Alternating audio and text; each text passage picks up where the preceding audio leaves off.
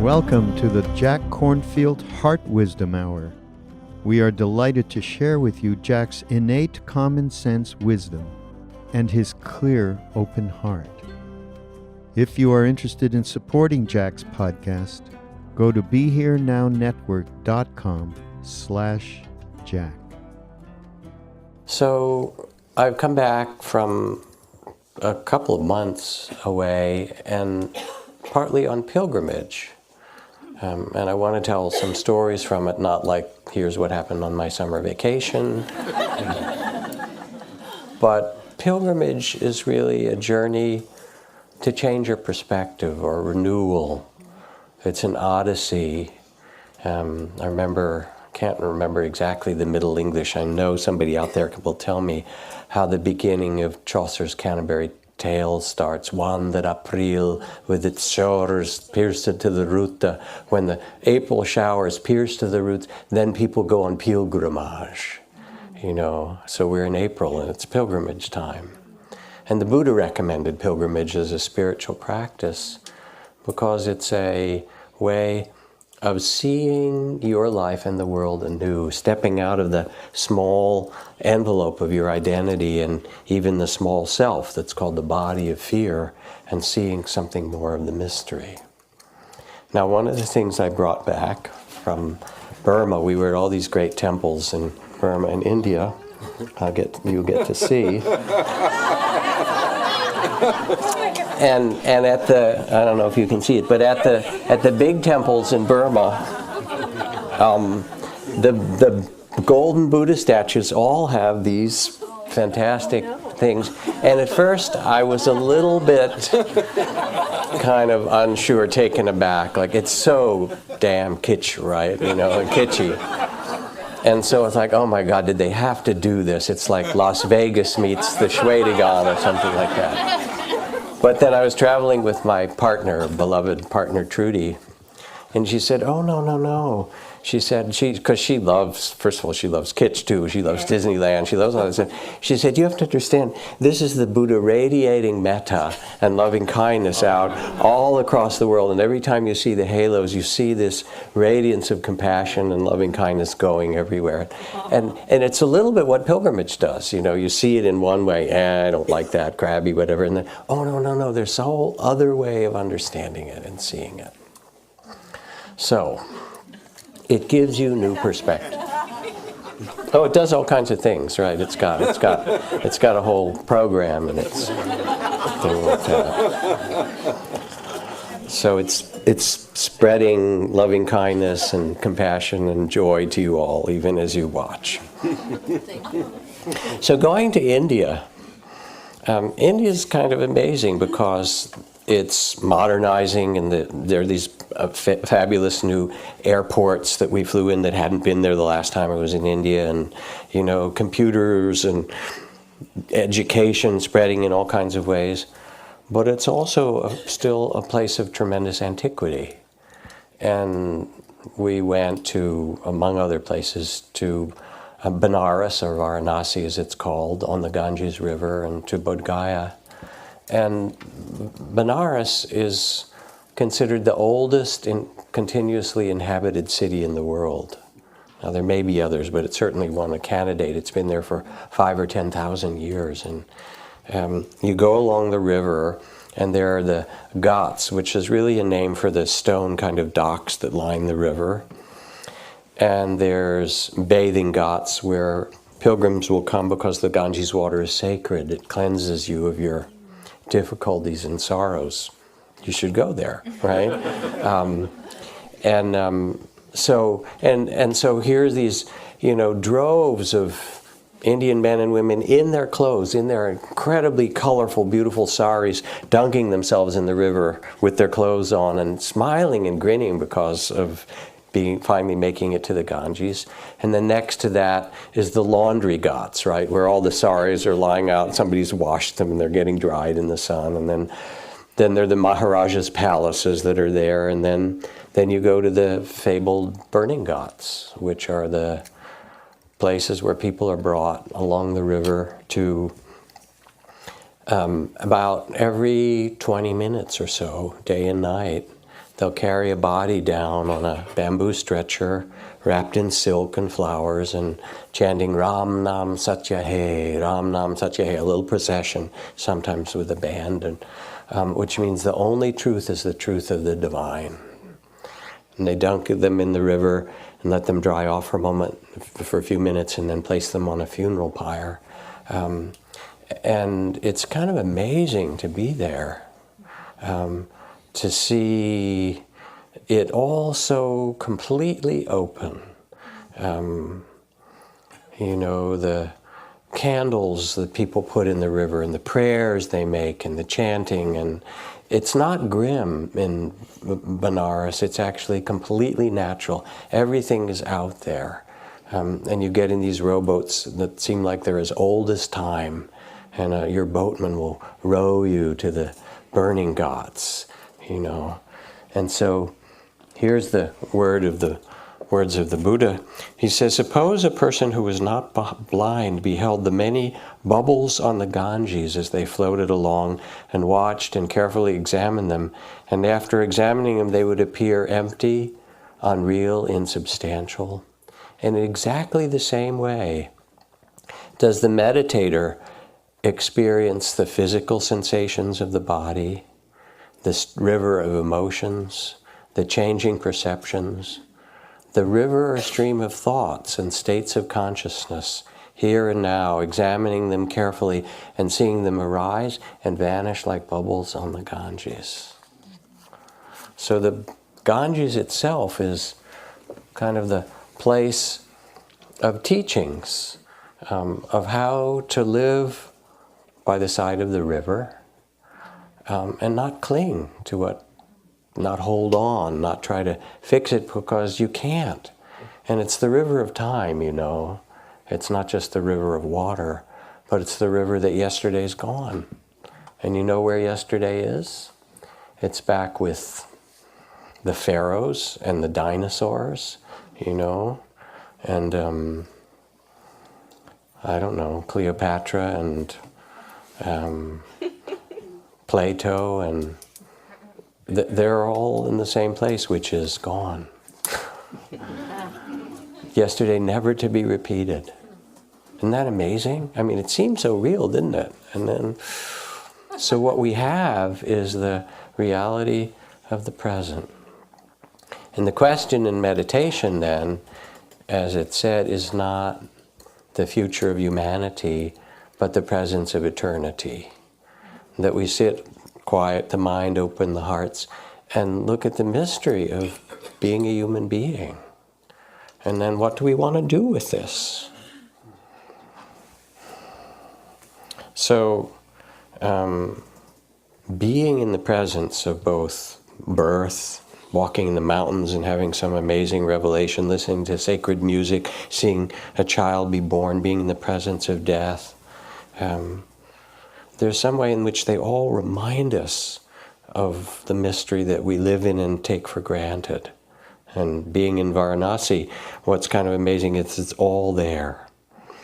And people go to Benares, to Varanasi, to die, because it said that if you can get yourself there and be cremated and your ashes put into the Ganges, then you enter paradise, nirvana, heaven, liberation, all different kinds of words for it.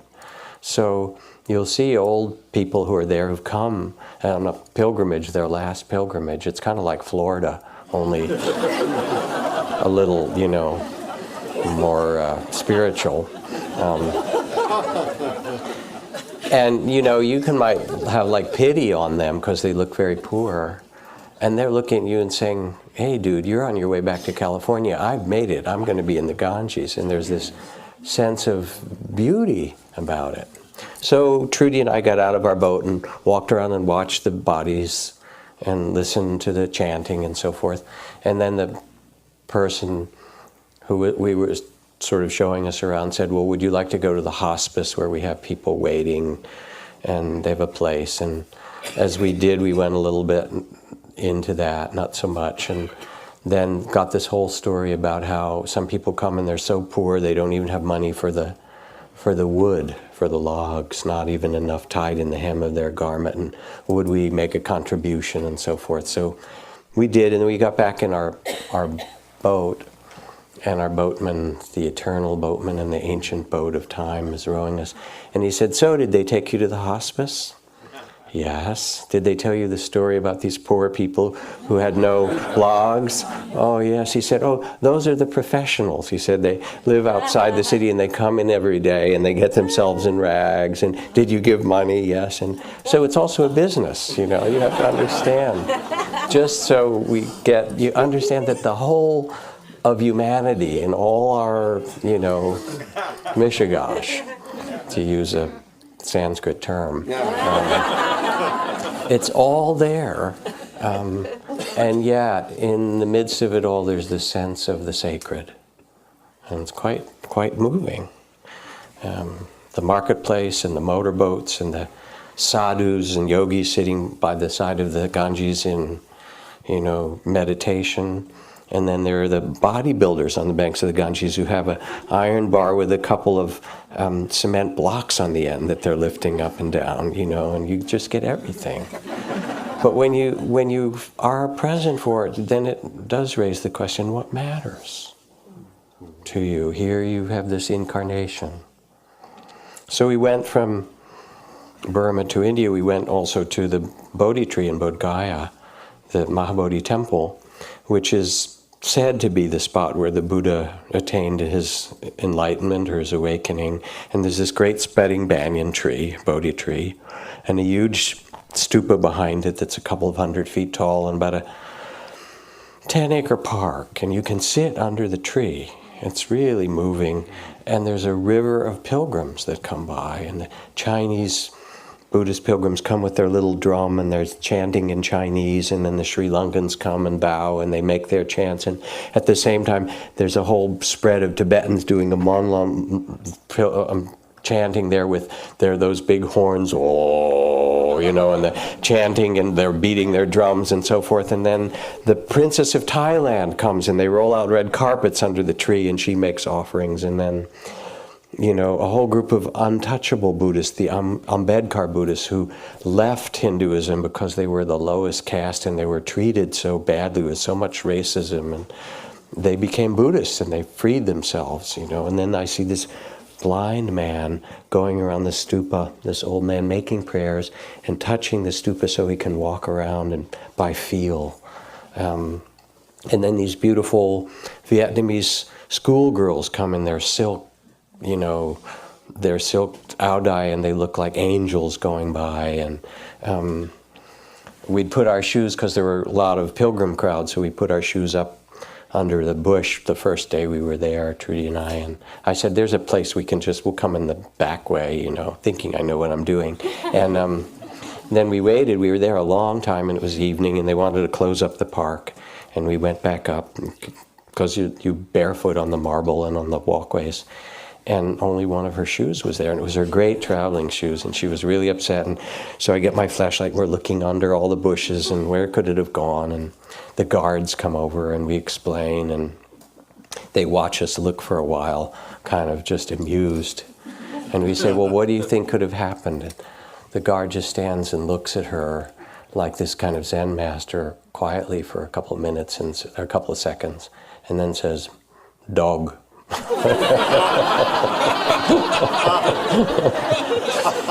You know, I mean, here we are at the Mahabodhi temple. And in the distance are the horns of buses, and there's loudspeakers, and, you know, from the village and all of these things. And in the midst of it all, there's this sense of vast silence. It doesn't matter. It's like sitting by the river and letting the sounds and the pilgrims and the prayers and the dogs and the bus horns and the music that's playing over there, all that becomes the music of life. And you take your seat under the tree like the Buddha and remember, oh yes, it's possible to find a place of peace in the midst of all of this. And near the tree, there's a set of stone lotus carved and set into the ground, which was supposedly the walking place. After the Buddha sat for a bit, he would get up and do his walking meditation. So I went walking there for a while, and I thought about Thich Nhat Hanh when he had come here, several times, and we had thousands of people on the hillside all waiting and eating their apple mindfully, which was part of the preparation. And when is the great Zen master going to come? And finally Thich Nhat Hanh comes out and he walks up the road, and he walks so slowly and so mindfully. Each step, he talks about each step kissing the earth, that all 3,000 people breathe out, ah, at the same time. It's like, oh, yes, here we are, just present for this step, this breath, this moment. And that's what it felt like, walking back and forth there. And then I thought, well, the Buddha did this for a while, and he had some good experiences there. And then for 45 years, he walked the muddy and dusty roads of India, being at peace in himself and being so peaceful that he would enter villages and communities and so forth, and they'd say, who is this man who's come in? He seems so peaceful and so centered and so wise. What does he have to say to us? And so he would offer his teachings for those who are interested. And I began to imagine what it was like for him and what it would be like for me to take the sense of that mystery of form and emptiness, that everything appears like the bubbles in the Ganges and disappears, and that we can become, as we did in our meditation, the loving awareness. We can shift from our small identity to become the witnessing and say, what an amazing life, and here's joy and sorrow and praise and blame and gain and loss, and we rest in compassion and peaceful heart. And I thought, oh, this is what I want to do. This is how I want to live. Made a little vow to do that. But it's not that easy, because I happen personally to be a bit of a speed freak, right? And I do things quickly, and it's not like Thich Nhat Hanh, each step mindfully. I remember I was leading a long, 3-month-long silent retreat. We have a 2-month-long here in the spring and 3 months in our East Coast Center. And this European man, he was actually from France, who came because he'd been listening to my teachings for quite a long time, and he wanted to sit and meditate with me, and I worked with him.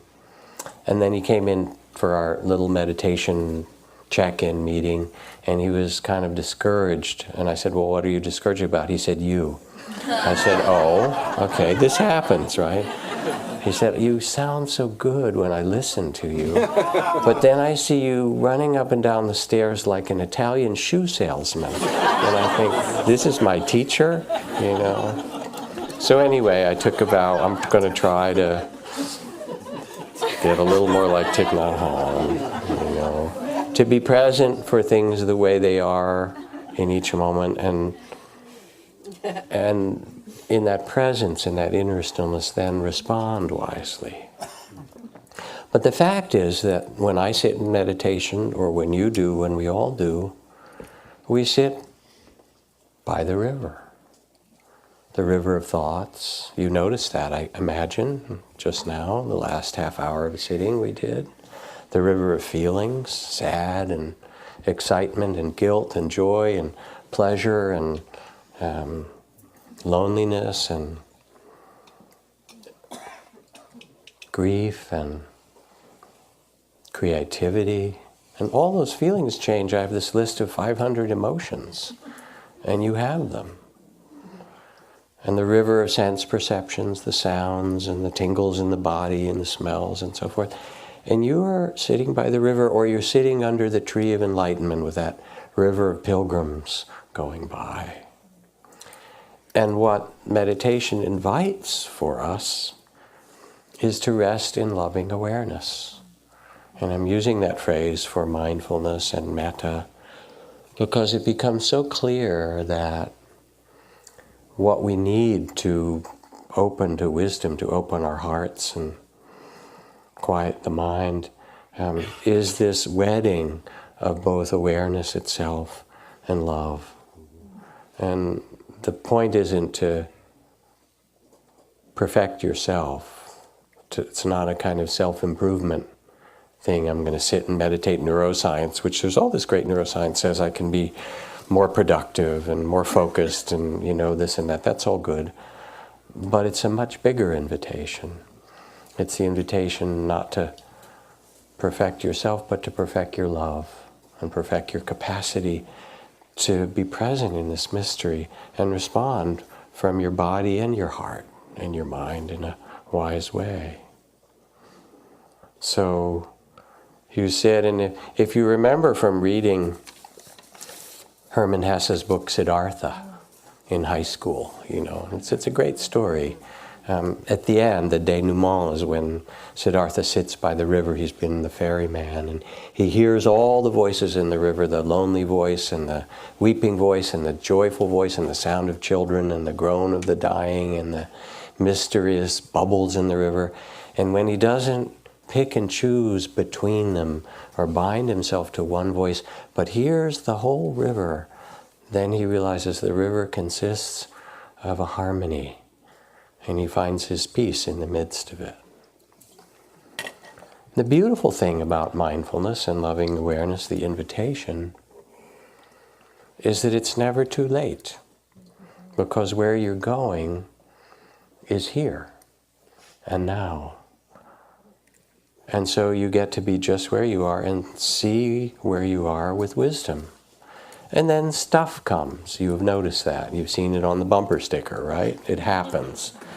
Fear, judgment, hurt, anger, clinging, grasping, confusion. Maybe you've noticed that come once in a while. And with loving awareness, with a kind of fearless compassion, you bow to it and you say, yes, this too. This too is part of humanity. This is part of my life and everybody else's life. And and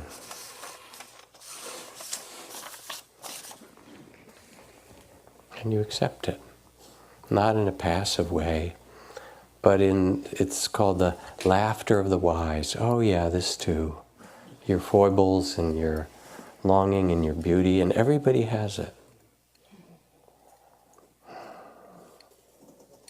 So before we went to India, we were in Burma. And if you raise the question, all right, this is a nice kind of sales pitch for meditation that Jack is giving us tonight, right? Sit by the river, become wise, gracious. Say, but does it really work? And Burma is one of the cradles of the Buddhist world. And we traveled, a group of us together with this foundation I'm a part of called Partners Asia, visiting schools and clinics and projects and HIV things and all kinds of amazing things all around the country. And it was very moving to see, because there were people everywhere who were serving one another and helping. And of course that's the community that we went to visit, the communities. I remember in the far north toward the border of China in Lashio, our trip, we were taken to a monastery, a retreat center that was run by a Burmese Buddhist nun in her early 40s. And she had been diagnosed with metastatic cancer in her 20s, in her early 20s, and refused surgery. I think partly if you look at the rural Burmese hospitals, you would refuse surgery too, probably. But instead she went out into the jungle and found one of the great herbal healers of that area. And she also began to meditate. And she took all these herbs and she said she sat. She said, and there was fire in her body, and it would burn here for hours and days. And then as she paid attention and let the fire burn out the cancer, then it would move someplace else and burn over there. And she sat and walked and practiced in this way for a couple of years. Intense pain and all of that. Hours and hours. We asked how many hours a day did you practice? And she said, continuously.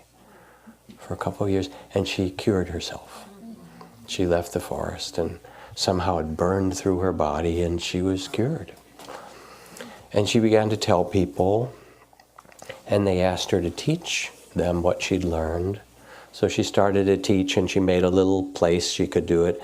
And then through our foundation and so forth, all the people that we work with are Burmese people on the ground. So we have these connections with nuns and abbots and school teachers and community leaders who have a lot of integrity and heard of her or connected with her and gave some money to help her build this meditation center. But it wasn't for meditation exactly, because it's 4 stories and room for 100 people. She takes in orphans. That's some of the first people she taught. But mostly she teaches abused and battered women. It was all for women.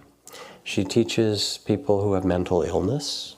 She teaches the people who are homeless in her area. She takes the people that are in the greatest distress.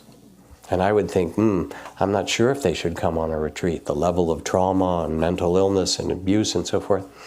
But this woman, doesn't matter. She said, I did it, you're going to do it. You come in, I don't care what suffering you got. Sit down, put your butt on the cushion. I'm going to teach you how to meditate, and you can do this. And her strength of will and her purity, and this kind of beautiful purity of what she had done in herself, somehow makes a field in which people come and they say, okay, I will, I can. And it's really beautiful to be in her presence.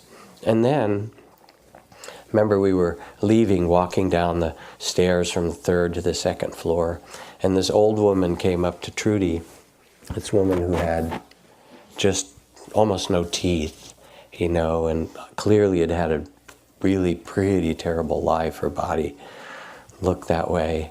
And she didn't speak much English, and she grabbed Trudy's arm and looked at her and smiled and said, touching her heart, peace of mind, mind is here, peace of mind, and smiled. That she had found that there, no matter what she had lived through. And so you ask, does this work? What better thing is there to do than to learn to find this in yourself in all the circumstances of your life? Zen Master Suzuki Roshi talks about it this way. He says, suppose your children are suffering from a hopeless disease. You don't know what you can do. You can't lie in bed. Normally the most comfortable place for you would be a warm, comfortable bed, but now because of your mental agony, you cannot rest. You pace up and down and in and out, but this doesn't help. Actually, the best way to relieve your mental suffering is to sit in meditation, even in such a confused state of mind and bad posture. If you have no experience sitting with this kind of difficulty, you're not yet a true Zen student. No other activity can appease your suffering. In all the restless positions you have no power to accept your difficulties. But when you sit in meditation, whatever is happening in your body and mind, you have the power to accept things as they are, whether they are agreeable or disagreeable. And in continuous practice, under succession of agreeable and disagreeable situations, you realize the marrow of meditation and acquire its true strength and its true gifts. So sometimes people think, well, I'm sitting and I'm restless, or I'm bored, or I'm lonely. I should get up and open the refrigerator or go online, right? That would be easier. But if you're restless, be restless, or bored, be bored, or if your body aches, tend it with kindness, but stay there and learn the marrow of your practice. Learn that kind of dignity, because you'll need it. You will, we all do in some way. And so we went and visited HIV projects and projects that empowered women, and we went to this school run by another nun called the Appamada School. And Appamada means the delight of presence. Pamad in Sanskrit means losing your way, or kind of not here so much. And Appamada means you're really alive, you're really present. And we walked into this school, which just has a tin roof and some pillars, and the desks were so crowded with kids that Even if you were left-handed, you had to write with your right hand because there wasn't room for the kids all sitting next to each other otherwise. And 250 little kids. And the part we went into had the first and second graders, right? These huge eyes and bright cheeks. And they saw us and they all just smiled, and then they sang to us, and it was like being knocked over by waves of love, you know, because it's little children and they're looking at us. We're weird, it's true, you know. And then they sang to us, and it was just gorgeous, and it was so sweet. And they were so joyful. And then we talked with the nun who started the school, who was equally joyful and happy as these children. And I asked her why she had done this. And it turns out that she had been a nun for some years, that it was a friend of one of the Spirit Rock teachers, Carol Wilson, who'd known her. And she'd been a scholar. She'd studied Buddhist texts and so forth and meditated. So she'd sort of developed herself. But she was, I'm not sure what the right word, unsatisfied, not all that happy really. Okay, I've done this, now what? And then there were some orphans that came through, and she decided to tend them, and some migrants who came through whose children needed tending, and she started to teach them, and it started to make her happy. And so she got more, and within 2.5 or 3 years, she had 250 kids, right? And got some other teachers and some donations and so forth. And I said, well, why are you doing this? And she grinned. She said, how else could I learn the perfections of the Buddha, of patience and love and dedication and generosity and wisdom and straightforwardness and courage? These are the paramitas, the qualities of the awakened heart. She said, if I want to dedicate myself to live like a Buddha, what better way could I learn this? And she said, and then I get to teach this to all these kids. And they also get to be bodhisattvas. I mean, what a great deal, you know? So happy. They help me, and they help others. So when the Dalai Lama wakes up early in the morning to do his prayers and practices, one of the prayers he makes comes from Shantideva, the Bodhisattva vows. May I be a bridge, a raft, a boat to cross the flood. May I be medicine for those who are sick. May I be food for the hungry. May I be a resting place for the weary. May I be a lamp for those in the darkness and inspiration for those who have lost their way.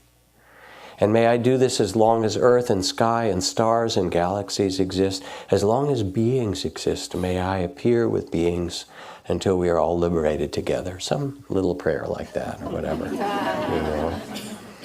And that's the spirit of this nun, the Bodhisattva vows. But it's also possible for you. In your work as a parent, or a gardener, or creating a conscious business, or a healer, or an artist, or serving the community, or a builder, or whatever it is that you do. You could do it not just to do it. That's kind of boring, actually. But you could make it magnificent. You could also do it as the practice of awakening.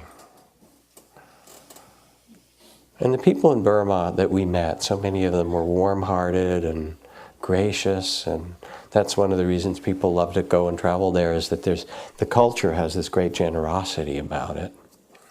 But it's also a time of significant trouble.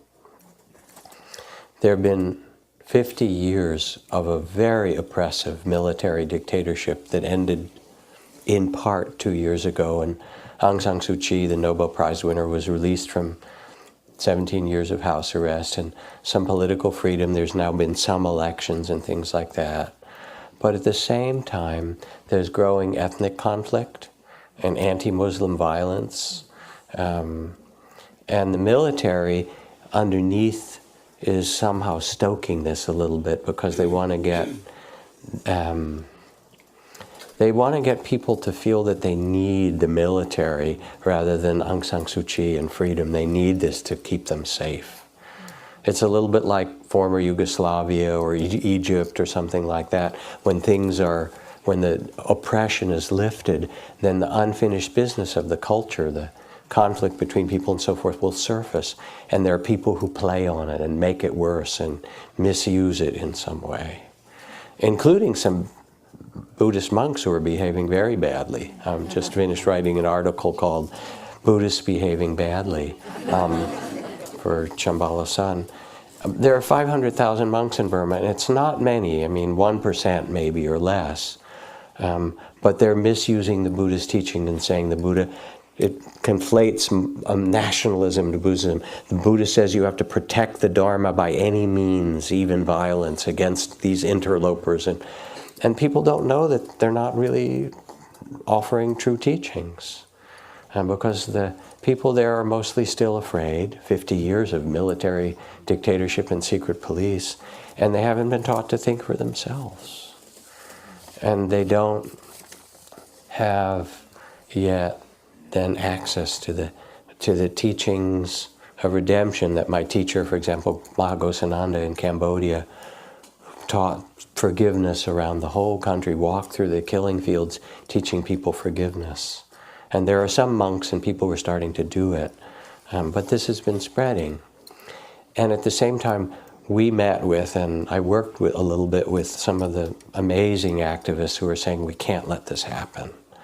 Aung Zaw, who runs this journal called the Irrawaddy, and his brother who'd been in prison for 10 or 12 years and tortured and so forth.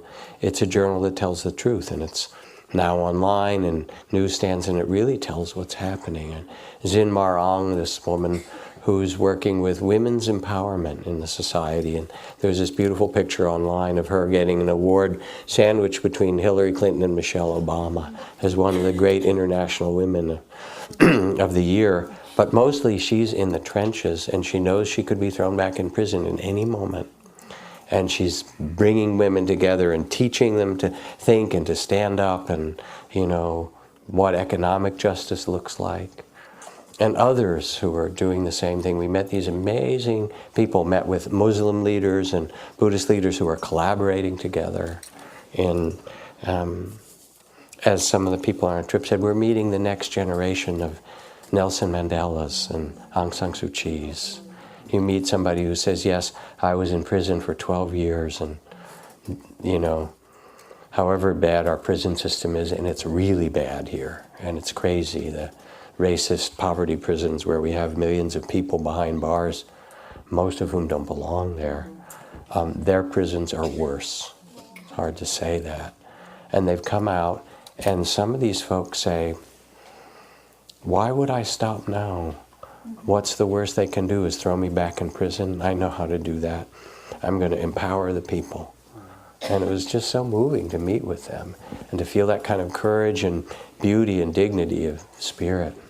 We met with Aung San Suu Kyi as well. And she talked about how important it is to talk to all sides, to listen to everybody, you know. And she had, in some other circumstances, I've heard her speak in other places, and she said, in so many words, something like this, she said, you know, it would be easy for me to remain an icon, the Nobel laureate, the woman who was in house arrest and prison for so long. And she said they never had me in prison because I never hated them. So my heart was always free. It would be easy to remain above the fray as an icon, but I'm going to do something more difficult than that, that you might not even like. I'm going to become a politician. And I'm going to talk to people you don't want me to talk to, and cut deals with people, and negotiate, and enter the mud and the fray of relations, and talk to the people that you might think have been, you know, some of the worst. Because I think this is the way that I can best serve my people. And it's a kind of amazing thing to hear that level of consciousness and that deliberateness that says, I will enter the difficulties, like those vows from the Dalai Lama and Shantideva. I will deliberately enter those to be of the greatest benefit for my country and the people that I love. And she talks, as she does, about what it would take, what it will take to make a just society there, the rule of law, a court system, a good constitution, economic justice. And it's they're very much taught by the Buddha as well. He says, in speaking to one of the kings in the middle part of India where he traveled, people should be able to live without enduring poverty. Seed and other necessities should be given to farmers. Capital should be supplied for traders. Proper wages should be paid to the employed. He was speaking here a little bit about raising the minimum wage in ancient India. When people have security and can earn an adequate income, they will be contented and creative without fear or worry and conflict. Because of this, the country will be at peace and there will be no crime or war. So these are, I mean, it's not all that complicated, as Homer Simpson would say, duh, you know. It isn't. And yet we human beings still have a ways to go to learn to do this. And Aung San Suu Kyi carries this vision, as do many of these others, of what a just society might look like. President Obama visited a year ago and talked in his speech to the Burmese people about metta. He said, I'm so moved by the spirit, by the teachings. I've been moved by the timeless ideals of metta, the belief that our time on earth can be defined by tolerance and love.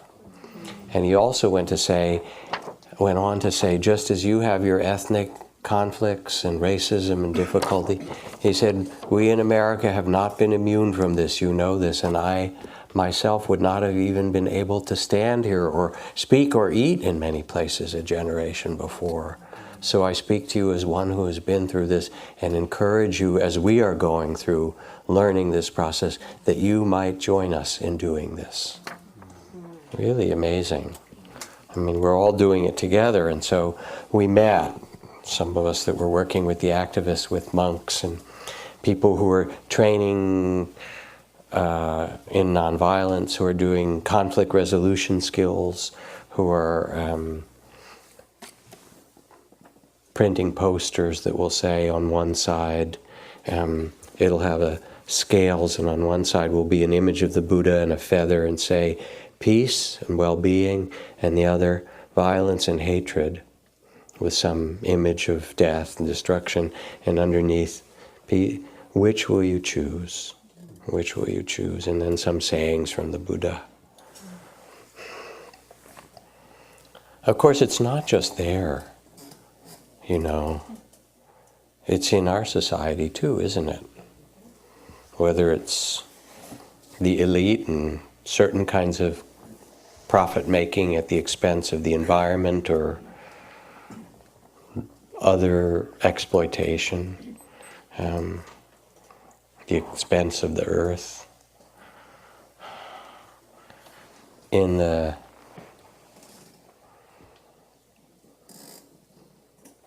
text, the Mahaparinibbana Sutta, there's a king who sends his minister to the Buddha and says, tell the Buddha that because of some affront, I am thinking of making war on this nearby kingdom, and see what the Blessed One has to say about this. And then the Buddha responds by asking a few questions. He says, do the people in this kingdom where you would make war meet in peace and harmony, discuss things in harmony, and leave in harmony? Do they respect one another? Do they respect their elders? Do they care for the women and children and the vulnerable among them? Do they care for the nature shrines and the environment? And each time the minister says, yes, they do. And the Buddha says, then they can be expected to prosper and not decline.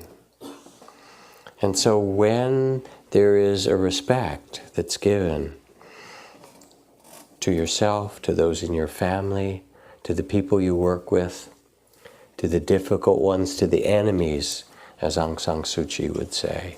Remember the Dalai Lama talking about, my friends, the enemy. You know, he didn't say he didn't have enemies. He does, actually. But he called them, my friends, the enemy. I have to learn to work with them. When there's respect given, something amazing and beautiful grows out of that respect. And meditation, in a way, is a training in loving awareness, is a training in respect. So the story of Pakati, the woman at the well, Ananda, who was the beloved attendant to the Blessed One, was sent by the Buddha on a mission to offer some teachings, and returning passed by a well near a village, and seeing Pakati, a young outcast woman, asked her for water to drink, which is the only thing monks are allowed to ask for. You can't ask for food, that's silent, but you can ask for water. And she said, "O monk, I am too lowly born to give you water. Do not ask this of me, lest your holiness be contaminated, for I am the untouchable caste." Imagine being born in a caste where if your shadow falls on the water or food of the Brahmins or the high caste, if your shadow does, it's thrown out because it's polluted by your presence. So this young woman. And Ananda replied, "I ask not for caste, but for water." And the woman's heart leapt joyfully, and she gave Ananda the water and looked at and gazed at him with so much appreciation. And when he left, she followed him to find where he was going. Learning he was a disciple of the Buddha, she went to the Buddha and said, "Oh, please help me live in the place where your disciple Ananda dwells, that I may see and minister to him, for I've come to love Ananda." She fell in love with him in some way or other. And the Blessed One understood the emotions of her heart and said, "Pakati, your heart is full of love, but you do not understand your own sentiments. It is not Ananda that you love, but his kindness. Accept then the kindness you have seen him practice toward you, and practice it toward others. And Pakati, though you are born of the lowest caste, you will be a model for noble women and noble men. Follow the path of justice and kindness, and you will outshine the royal glory of queens and kings." And the invitation of these teachings, "O nobly born, O you who are the sons and daughters of the Buddhas, everyone is welcome. Every orientation, every race, every ability, every caste, every creed." The Buddha says, you are born with a noble spirit, with dignity, and you are invited into the Dharma of awakening, which is your own true nature, which is your own birthright.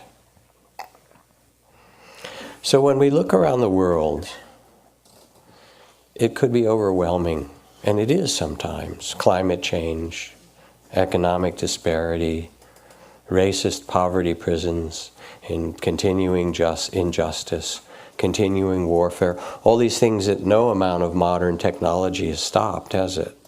The internet and nanotechnology and biotechnology hasn't stopped it, because of what we need to match the outer development is the inner development of the human heart.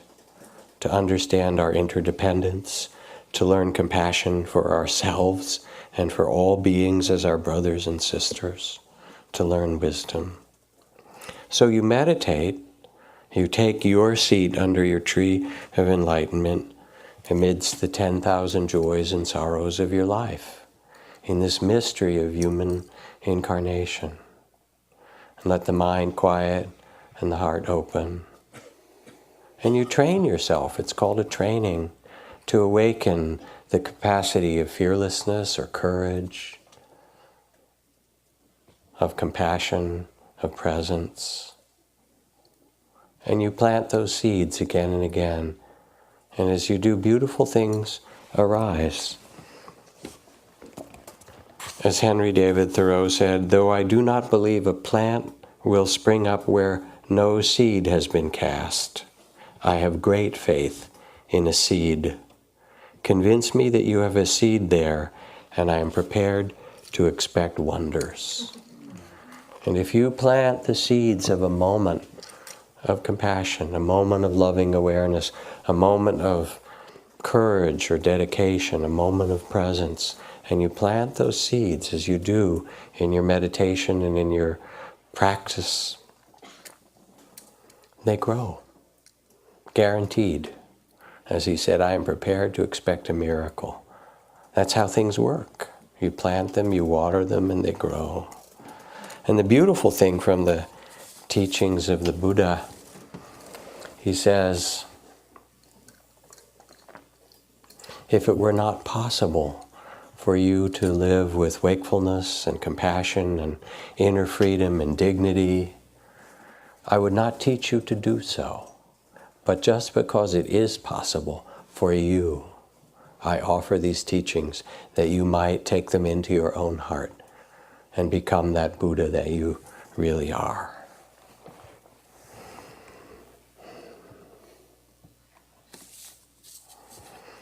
So it was a precious thing to go on this journey to Burma and to India. But we're all on our journeys, you know, and when I finish the talk tonight, I might drive back in the city and sit with my mom and hold her hand and breathe ah, ah, with her raspy breath, the ends of her life, and thank her, which I have. I said, thank you, Mom, you've been such a good mom. My brother's all with her. She said, I have? I said, oh yeah. She said, good, thank you. Good. She knows she has, actually. She's a cool lady. She's one of the least judgmental people I've ever met, one of the most non-judgmental. All my friends used to come over in high school and they would talk to my mom because she wouldn't judge them, you know. Do you mind if I leave my LSD here for a little while? It's okay, you know, just don't take any of it until we talk first, right? Okay, all right. I heard about it. It's interesting. She was very, very, very dear, loved by a lot of people, you know. And so we would sing to her the last few days, my brothers and I, and tell her stories and things. And